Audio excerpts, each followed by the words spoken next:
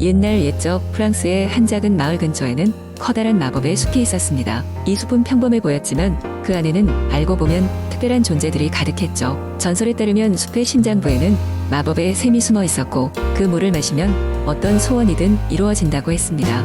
마을 사람들은 이 전설을 믿었지만 아무도 숲에 들어갈 용기가 없었습니다. 숲에는 무엇이 있을지 알 수 없는 두려움이 그들의 발목을 잡았기 때문입니다. 하지만 작은 소녀 암니는 달랐습니다. 암니는 늘 숲 너머에 있는 무언가를 찾아 나서고 싶어 했죠. 그녀는 숲에 대한 이야기를 듣고 나면 그곳에서 펼쳐질 모험에 가슴이 두근거렸습니다. 어느 날 암니는 결심을 했습니다. 나는 숲에 들어가서 내 소원을 이룰 거야. 암니는 필요한 것들을 챙겨 작은 가방에 넣고 숲으로 향했습니다. 숲에 들어선 순간 암니는 그곳의 신비로운 아름다움에 경탄했습니다. 나무는 하늘 높이 우뚝 솟아 있었고 햇살은 나뭇가지 사이로 비쳐 마치 금빛으로 숲을 물들이는 것 같았습니다.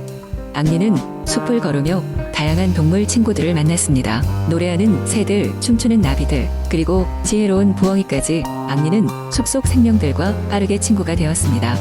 하지만 그 중에서도 특별히 암니의 관심을 끈 것은 작은 사슴이었습니다. 사슴은 암니에게 마치 오랜 친구처럼 다가와 그녀의 여정을 함께하기로 했습니다.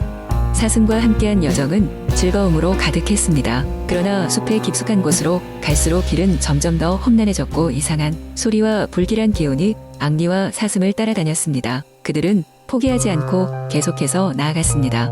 그 과정에서 암니는 용기와 결단력이 무엇인지를 직접 체험했습니다. 마침내 암니는 마법의 샘에 도착했습니다. 샘은 은빛 물로 가득 차 있었고 그 물은 희미하게 빛나고 있었습니다. 암니는 조심스럽게 샘의 물을 손으로 떠 마셨습니다. 그 순간 암니는 마음속 깊이 간절히 바라던 소원을 떠올렸습니다. 정말 이루어질까? 암니는 기대와 불안함 속에서 물러섰습니다. 그러나 그녀를 놀라게 한 것은 숲이 보여준 또 다른 마법이었습니다. 마법의 샘은 단순히 소원을 들어주는 샘이 아니었습니다. 그 샘은 사람의 진정한 바람이 무엇인지, 무엇이 그들의 인생에 진정한 행복을 가져다 줄지를 깨닫게 해주는 거울이었던 것입니다. 암니는 샘을 통해 자신의 소원이 실제로는 공동체의 행복과 사랑하는 사람들의 안녕임을 깨달았습니다. 암니는 자신이 가진 모든 것들의 소중함을 알게 되었습니다. 암니는 그 마음을 안고 사슴과 함께 길을 돌아 나왔습니다. 암니는 마을로 돌아와 사람들에게 그들의 일상 속에도 마법이 존재함을 알려주었습니다. 인간관계의 소중함, 자신의 용기와 긍정을 믿는 마음이 진정한 마법임을 깨달은 암니의 이야기는 그렇게 프랑스 전역에 퍼지게 되었답니다. 그리고 그 이후로도 마법의 숲은 계속해서 존재했으며 용기 있는 이들이 가끔 찾아와 자신의 진정한 소원을 깨닫고 돌아가곤 했습니다. 두 번째 이야기. 옛날 옛적 프랑스의 아름다운 시골 마을에서는 매년 여름마다 큰 축제가 열리곤 했습니다. 그 축제는 마을 사람들에게 소중한 시간이었고 외딴 곳에서 마법사가 나타나 마을 사람들의 소원을 들어준다는 전설이 내려왔습니다. 이 마법사는 100세가 넘은 할아버지처럼 보였지만 항상 반짝이는 푸른 눈동자를 가지고 있었습니다. 마법사는 손에 작은 은색 휘파람을 가지고 있었는데 그 휘파람을 불면 사방에서 바람이 일어나 사람들의 귓가에 아름다운 멜로디를 들려주었습니다. 마을에는 에밀리라는 소녀가 살고 있었습니다. 에밀리는 매우 호기심이 많고 모험을 좋아하는 아이였지만 마을 사람들은 그녀를 신비로운 아이로 여겼습니다. 그녀는 늘 숲속에서 놀기를 좋아했고 동물들과 이야기를 나누는 특별한 능력이 있었습니다. 어느 날 에밀리는 숲속에서 길을 잃고 말았습니다. 그녀는 깊은 숲속에서 한 오두막집을 발견했습니다. 그곳은 다름 아닌 마법사 클로비스의 집이었습니다. 에밀리는 클로비스 할아버지에게 길을 물어보려 오두막에 들어갔고 클로비스는 웃으며 그녀를 맞아주었습니다. 할아버지는 에밀리에게 은색 휘파람을 보여주면서 이 휘파람의 마법 이야기를 들려주었습니다. 이 휘파람은 특별한 나무 소원나무에서 얻은 재료로 만들었단다. 이 나무는 오직 진실한 마음을 가진 사람에게만 자신의 소원을 이루어주지. 하지만 이는 단 한 번뿐이지. 에밀리는 그 이야기에 매료된 나머지 소원나무를 찾아 모험을 떠나기로 결심했습니다. 클로비스는 에밀리에게 축복을 내리며 특별한 지도와 힘을 주었습니다. 지도를 따라 믿음을 가지고 에밀리는 먼 길을 떠났습니다.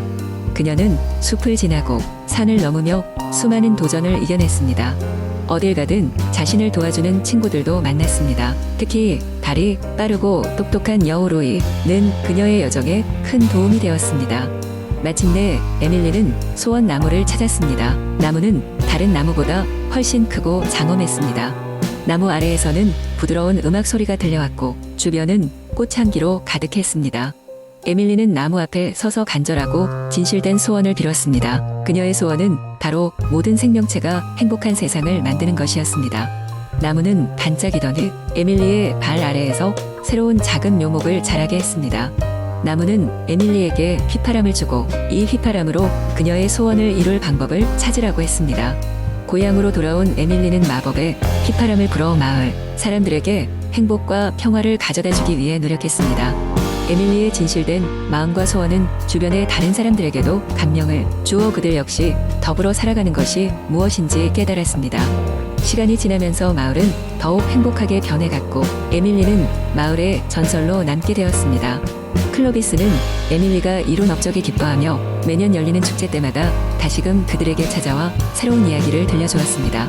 사람들은 에밀리를 기억하며 선행을 베풀었고 마을은 계속해서 번영하였습니다. 그 이후로도 소원나무는 숲속 어딘가에 숨겨져 그 진실된 이들을 기다리고 있다고 전해지고 있습니다.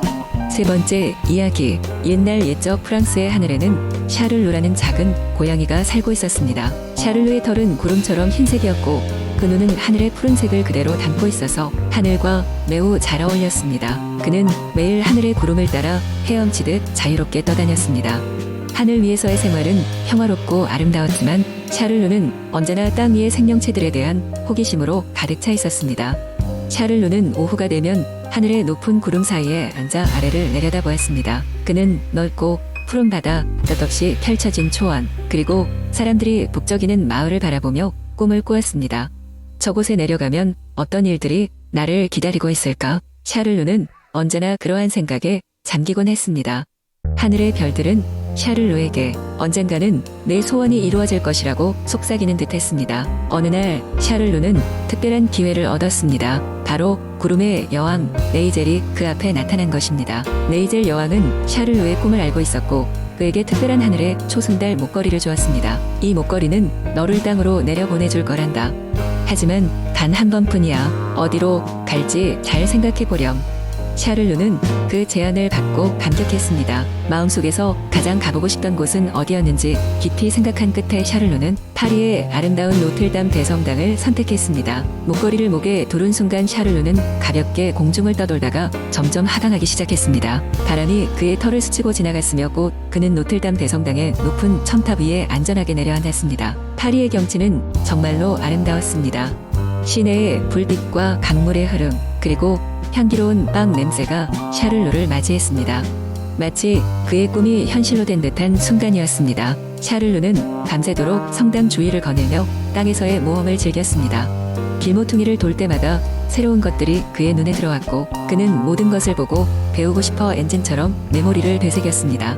그리고 그곳에서 친구가 되는 몇몇 고양이들도 만났습니다. 그들은 샤를루에게 땅 위에서의 삶에 대해 많은 것을 가르쳐 주었습니다.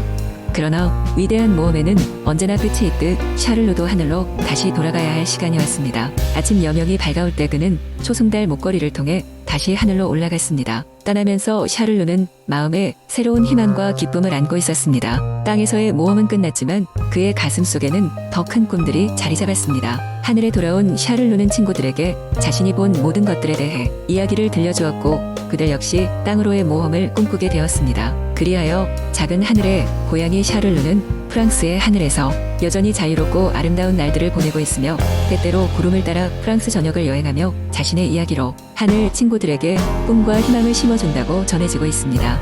네 번째 이야기. 옛날 프랑스의 한 조용한 마을에 루이라고 불리는 소년이 살고 있었습니다. 루이는 가족과 함께 작은 농장에서 일하며 평범한 나날을 보내고 있었지요. 하지만 그의 마음속에는 언제나 모험과 신비로운 이야기가 가득했습니다. 그의 부모님은 루이가 더 큰 세상을 경험할 수 있도록 책을 많이 읽게 해주었고 루이는 꿈속에서도 많은 모험을 했습니다. 어느 날 루이는 숲속을 거닐다가 오래된 창고를 발견하게 되었습니다. 창고는 아무도 손대지 않은 듯한 느낌이었고 루이는 호기심에 이끌려 문을 열어보았습니다. 창고 안에는 먼지가 가득했지만 그곳에는 세상에서 본 적 없는 기이하고 독특한 물건들이 가득했습니다. 그러다 루이는 한 구석에 놓인 오래된 피리를 발견했습니다. 피리는 빛바랜 금속으로 만들어져 있었지만 묘한 매력을 뿜어내고 있었습니다. 루이는 피리를 입에 대고 불어보았습니다. 그 순간 부드러운 선율이 퍼지며 주변의 풍경이 변하기 시작했습니다. 평범했던 초목들이 알록달록한 색을 띠고 춤을 추기 시작했고 하늘에는 반짝이는 별들이 가득했습니다. 놀란 루이는 피리를 멈췄고 마법이 풀리듯 모든 것이 제자리를 찾았습니다. 루이는 이 피리가 마법의 피리라는 것을 알았습니다. 그는 마법의 힘을 제대로 사용하기 위해 더 많은 것을 배워야 한다고 결심했습니다. 그때부터 루이는 숲을 벗어나 마법의 피리로 세상을 탐험하기로 했습니다. 첫 번째로 찾은 목적지는 피레네 산맥의 고원에 있는 전설적인 마법사의 집이었습니다. 루이는 먼 여행을 시작했고 날마다 피리로 자연의 도움을 받아 길을 찾고 먹을 것을 얻었습니다. 그의 피리 소리는 마치 대자연과 교감하는 듯 했습니다. 마침내 루이는 마법사의 집에 도착했습니다. 그곳에서는 고대 마법에 대한 지식을 가진 현자가 살고 있었습니다. 루이는 현자에게 피리의 비밀과 사용 방법을 배우기 위해 노력했습니다. 피리는 단순한 악기가 아니라 자연과 인간의 조화를 이끄는 열쇠라는 것이 밝혀졌고 그것을 잘 다룰 수 있을 때 커다란 힘을 발휘할 수 있음을 알게 되었습니다. 이후 루이는 피리를 불려 다양한 모험을 떠났습니다. 그는 자신의 능력으로 사람들을 도왔고 여러 왕국에서 영웅으로 칭송받게 되었습니다. 그의 피리 소리는 마을 사람들의 마음을 평온하게 만들고 갈등이나 전쟁을 막아주는 힘이 되었지요. 루이는 단순히 마법의 피리를 소유한 소년을 넘어 진정한 마음을 가진 지도자로 성장하게 되었습니다. 세월이 흘러 루이는 나이가 들었고 어느 날 그는 피리를 자신의 후계자에게 전달해야 할 때가 왔다고 느꼈습니다. 후계자는 루이처럼 마음이 선하고 모험을 두려워하지 않는 사람이었습니다. 루이는 그에게 피리를 주며 올바르게 사용해야 한다고 가르쳤습니다. 그리고 나서 루이는 조용히 자신의 고향으로 돌아갔습니다. 그의 이야기는 그곳에서 전설로 남았고 사람들은 루이와 마법의 피리에 대한 이야기를 오래도록 기억하며 평화롭고 행복한 삶을 이어갔습니다.